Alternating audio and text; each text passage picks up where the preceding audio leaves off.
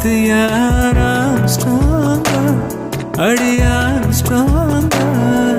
சத்தியமாய் தொட்டது யார் நான் தானே அடி நான் தானே கனவு தேவதே